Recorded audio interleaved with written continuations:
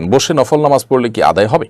এমন মহিলার সামনে যাওয়া কি উচিত হবে যে নন মাহরামদের কাছে আমার চেহারার বিবরণ বর্ণনা করবেন? পিরিয়ডের পর বিশেষ কোনো ফরজ গোসল আছে কিনা, নিয়ম কি? আমার মা বলেন জামা কাপড় ধোয়ার সময় 3 বার বিসমিল্লাহ বলতে হয়। আমার প্রশ্ন, এটা কি কুসংস্কার? আমি মুস্তাজাবুদ দাওয়া কিভাবে হব? চলুন আর বিলম্ব না করে আমরা প্রশ্নোত্তর আলোকিত ভবনে প্রবেশ করি। জান্নাতুল আলী এডি থেকে আপনি লিখেছেন, প্রেগন্যান্সিতে অসুস্থ থাকার কারণে নামাজ ঠিক মতো আদায় না করলে কি গুনাহ হবে? দেখুন, আমাদের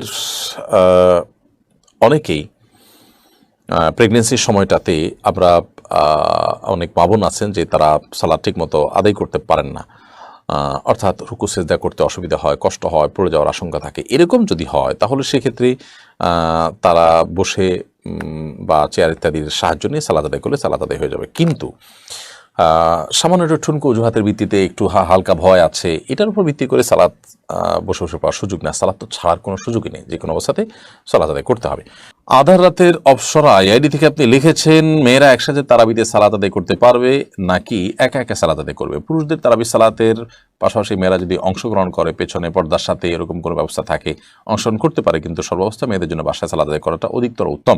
আর বাসায় সালাত আদায় করলে তাদের আলাদা জামাত থাকতে পারে, সেক্ষেত্রে কোনো পুরুষ যদি তাদের জামাতের ব্যবস্থা করে বা আপনার প্রাপ্তবয়স্ক কোনো ছেলে যদি করে, পর্দার সাথে যদি তারা অংশগ্রহণ করে, সেটা জায়েজ হতে পারে বিভিন্ন শর্তে, কিন্তু শরীয়ত আসলে তাদেরকে ঘরে তাদের মতো করে সালাত আদায় করার পরে উৎসাহিত করেছে বেশি। আসমা আক্তার লিখেছেন, বসে নফল নামাজ পড়লে কি আদায় হবে? নফল সালাত যদি কেউ বসে সালাত আদায় করেন আদায় হয়ে যাবে।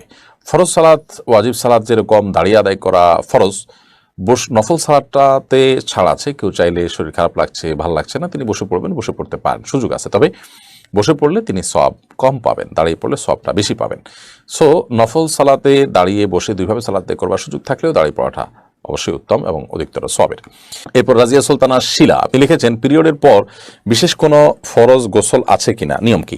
পিরিয়ড থেকে পবিত্র হওয়ার পর আপনি ওই ওয়াক্তের সালাত আদায় করার আগে গোসল করবেন, গোসল করে নিয়ে তারপরে সালাত আদায় করবেন। ফরজ গোসলের যে নিয়ম, এক্ষেত্রে একই নিয়ম, ভিন্ন কোনো কিছু নেই।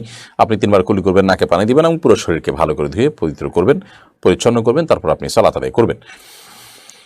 ইসমিতা আখতার আপনি লিখেছেন, এমন মহিলার সামনে যাওয়া কি উচিত হবে যে নন মাহরামদের কাছে আমার চেহারার বিবরণ বর্ণনা করবেন? অবশ্যই আপনার এটাকে এড়িয়ে চলা উচিত। যেই ভদ্র মহিলা অন্যান্য গায়ের মাহরাম পুরুষদের কাছে আপনার বর্ণনা দিয়ে বেড়াবে এবং আপনাকে নিয়ে তারা মজ বাজে কল্পনা জল্পনা করার সুযোগ তৈরি হতে পারে, আপনি তাকে অ্যাভয়েড করবেন এবং এটা খারাপ সঙ্গী। হ্যাঁ, বিবাহকে সামনে রেখে যদি এরকম হয়, ধরুন আপনার সাথে কারোর বিয়ের আলাপ চলছে, তো এক্ষেত্রে যার সাথে বিয়ের আলাপ চলছে তার পরিবারের কোনো মেয়ে এসে আপনাকে দেখেছেন এবং যেই ছেলের সাথে বিয়ের আলাপ চলছে সেই ছেলেকে জাস্ট বর্ণনা দিবি, সেটা তো ভিন্ন কথা। বাকি এমনিতে যদি অনেক মহিলাদের এই বদ অভ্যাস আছে যে তারা কোনো মহিলাদের সৌন্দর্য, রূপ, লাবণ্য ইত্যাদি এগুলো দেখলেই তারা তাদের স্বামী, তাদের পরিবার, অন্যান্য পুরুষ বা অন্যান্য পুরুষদের কাছে বলে বেড়ান। হাদিসে পরিষ্কারভাবে নিষেধ আছে, কারণ এই আলোচনা এবং এই জল্পনা কল্পনা, এই পর্যালোচনা এগুলো মানুষের প্রাইভেসিকে নষ্ট করে। ইসলাম যে মানুষের ইজ্জত আবরুকে কতভাবে হেফাজত করার চেষ্টা করেছে, সেটি যদি আমরা বুঝতে পারতাম তাহলে ইসলামের প্রতি আমরা অনেক বেশি অনুগত থাকতাম এবং আল্লাহর কাছে অনেক শুকর আদায় করতাম যে এরকম একটি সুমহান দিন এবং জীবন বিধান আমরা পেয়েছি। এমডি শাহরিয়ার সাজিদ আপনি লিখেছেন, আমার মা বলেন জামা কাপড় ধোয়ার সময় 3 বার বিসমিল্লাহ বলতে হয়। আমার প্রশ্ন, এটা কি কুসংস্কার? জামা কাপড় ধোয়ার সময় বিসমিল্লাহ বলা কুসংস্কার এ অর্থে নয় যে কোনো ভালো কাজ করার শুরুতে আমরা বিসমিল্লাহ পাঠ করব। অতএব জামা কাপড় ধোয়া, একটা অপবিত্র কাপড়কে পবিত্র করা, অপরিচ্ছন্ন কাপড়কে পরিচ্ছন্ন করা, এটা অবশ্যই ভালো কাজ। অতএব এটা শুরুতে বিসমিল্লাহ বলাটা সে অর্থে ঠিক আছে, যে কোনো ভালো কাজের শুরুতে বিসমিল্লাহ বলার অর্থে ঠিক আছে। সেক্ষেত্রে 3 বার আপনি যে কোনো নাপাক কাপড় যদি হয় তাহলে নাপাক কাপড়কে ধোয়ার জন্য হয় নাপাক, দৃশ্যমান নাপাক দূর হওয়া পর্যন্ত ধোবেন, আর না হলে দৃশ্যমান যদি না হয়, যেমন পেশাব বোঝা যায় না, পানির সাথে মিশে থাকে, এটা ওইভাবে দৃশ্যমান নয়, তাহলে সেক্ষেত্রে আপনি 3 বার চিবাবেন। তো প্রত্যেকবার চিবানোর শুরুতে যদি বিসমিল্লাহ কেউ পড়েন সেটা সে অর্থে ঠিক আছে, বাট কাপড় পবিত্র হওয়ার জন্য বিসমিল্লাহ বলা জরুরি না। কাপড় পবিত্র হওয়ার জন্য 3 বার ভালো করে ধোয়া এবং চিবানো হলো শর্ত। বিসমিল্লাহ বলা ছাড়াও যদি সেটা করেন কেউ, কাপড় পাক হয়ে যাবে। অতএব আপনার মায়ের বিসমিল্লাহ বলাটা যদি ভালো কাজের শুরুতে বিসমিল্লাহ বলার অংশ হিসাবে হয় ঠিক আছে, কাপড় ধোয়ার অংশ হিসাবে যদি হয় তাহলে সেটা আবশ্যক না বিসমিল্লাহ বলাটি। তাহলে এক্ষেত্রে তার ধারণাটা সংশোধন করতে হবে, যদি ভুল ধারণা থেকে তিনি এটি করে থাকেন। আর যদি তিনি এমনিতেই ভালো যে কোনো কাজের শুরুতে বিসমিল্লাহ বলেন সেই হিসাবে বলেন তাহলে ঠিক আছে, কোনো সমস্যা নেই। মোহাম্মদ আলী লিখেছেন, আমি ইন্ডিয়া থেকে বলছি, আমি মুস্তাজাবুদ দাওয়া কিভাবে হব?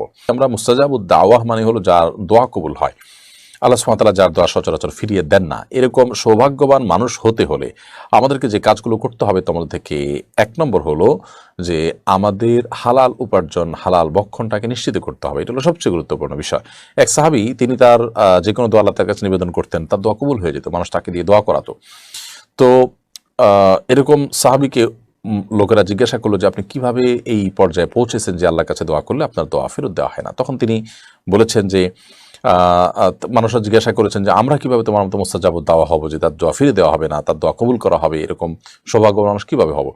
তখন তিনি বলেছেন যে আতিব মাতা আমাকা তাকুন মুস্তাজাবুদ দাওয়া, তুমি তুমি যদি তোমার খাদ্য খাবার এগুলোকে হালাল করো, পবিত্র রাখো, তাহলে তাকুন মুস্তাজাবুদ দাওয়া, তুমি মুস্তাজাবুদ দাওয়া হবে, অর্থাৎ তোমার দোয়া কবুল করা হবে। এই জন্য খাদ্য হালাল থাকাটা হলো সবচেয়ে ইম্পর্টেন্ট, যে আমি কোনো ভেজালে যাব না, সন্দেহপূর্ণ খাবারে যাব না। যারা মুস্তাজাবুদ দেওয়া হয় তারা তার খাবারও খেতে চায় না, অনেক বাছ বিচার করে তারা খাদ্য গ্রহণ করে এবং উপার্জন করে। সেই সাথে দোয়া কবুল আরও যে সমস্ত শর্তগুলো আছে, কামনা বাক্যে দোয়া করা, আল্লাহর প্রতি সুধারণা করে দোয়া করা, সিরিয়াসনেসের সাথে দোয়া করা, আন্তরিকতার সাথে দোয়া করা, এগুলো পূর্ব শর্ত।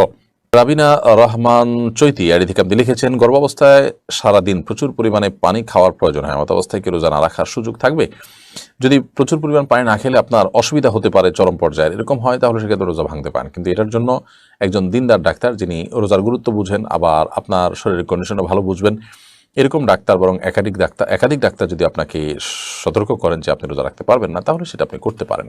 আর যদি সেরকমটি না হয়, তাহলে সেক্ষেত্রে আপনি এই ঠুনকো অজুহাতে রোজা ভাঙার সুযোগ থাকবে না। যেমন আমরা রাতের বড় একটা অংশ ঘুমিয়ে থাকি, আমরা তো তখন পানি পান করি না।